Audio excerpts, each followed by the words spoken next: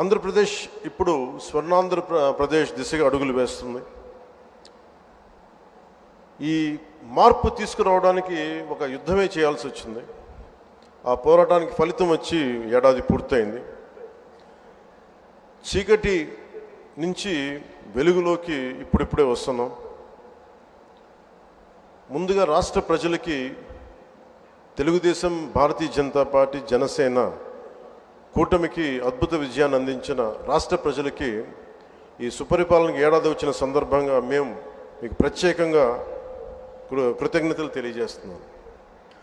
రాష్ట్ర ప్రజల రుణం తీర్చుకునేందుకు గౌరవ ప్రధాని శ్రీ నరేంద్ర మోదీ గారి మార్గనిర్దేశకత్వంలో, పాలనలో అపార అనుభవం కలిగిన గౌరవ ముఖ్యమంత్రి శ్రీ చంద్రబాబు నాయుడు గారి నాయకత్వంలో కూటమి ప్రభుత్వం నిరంతరాయంగా కృషి చేస్తూనే ఉంది.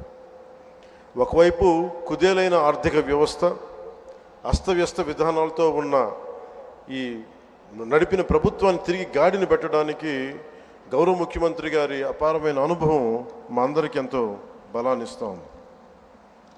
అలాగే గౌరవ ప్రధానమంత్రి శ్రీ నరేంద్ర మోదీ గారి కేంద్రం నుంచి అందిస్తున్న సహాయ సహకారాలతోటి,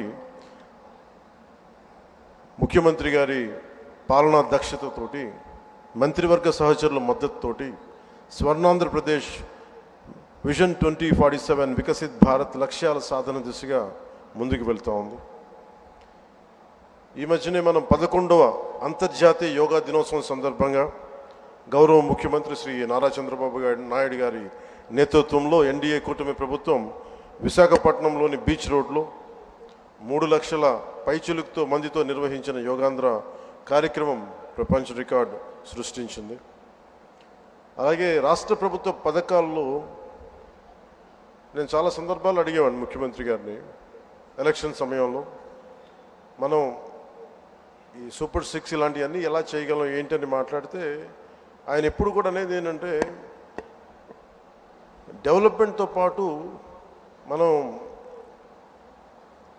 వీటిని ఏవైతే ప్రజలకు అవసరం అయితే ఉన్నాయో అవి కూడా ఇవ్వాల్సిందే మనం అని చెప్పేసి, ముఖ్యంగా ఆయన 3,000 దాకా ఉన్న పెన్షన్ని ఆయన రాగానే 4,000కి పెంచగలిగారు. దివ్యాంగులకు ఇచ్చే పెన్షన్ 3,000 నుంచి 6,000. దివ్యాంగులు కొన్ని సంవత్సరాలుగా నా దృష్టిలో ఉంది, అందరూ ముఖ్యమంత్రి గారి దృష్టిలో ఉంది, మాకు పెంచండి అని అంటుంటే అది కుదరలేకపోయింది ఎవరికి, ఏ ప్రభుత్వానికి కూడా. కానీ ముఖ్యమంత్రి గారి నాయకత్వంలో ఆయన ఫినాన్షియల్ మేనేజ్మెంట్ అద్భుతం కాబట్టి 3,000 నుంచి 6,000కి పెంచారు.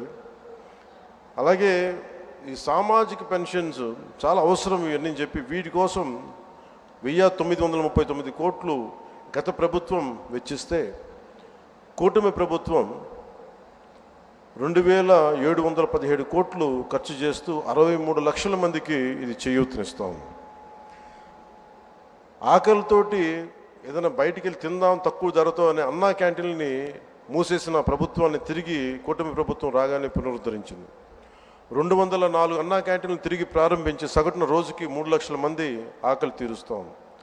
అలాగే దీపం పథకం ద్వారా తొలి విడతలో 1.15 కోట్ల గ్యాస్ సిలిండర్ని ఉచితంగా అందించారు.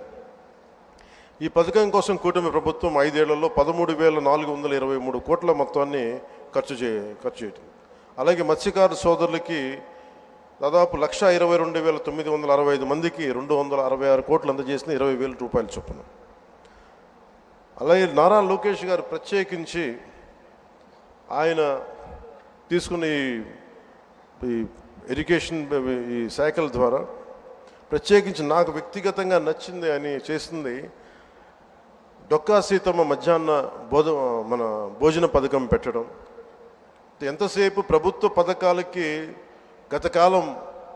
గత ప్రభుత్వంలో ఆయన పేర్లు పెట్టుకోవడం, వారి పేర్లు పెట్టుకోవడం కంటే కాకుండా ఎవరైతే సమాజానికి ప్రేరణగా ఉన్నారో అలాంటి వారి పేర్లు పెట్టడం, మనస్ఫూర్తిగా సర్వేపల్లి రాధాకృష్ణన్ గారి మన స్కూల్ కిట్స్ అందించడం, ఇలాంటి చాలా రెవల్యూషన్ నిర్ణయాలు తీసుకున్న నారా లోకేష్ గారికి నా ప్రత్యేకంగా నా ధన్యవాదాలు తెలియజేస్తాను. ఇట్స్ క్వైట్ ఇన్స్పైరింగ్ అనిపించింది.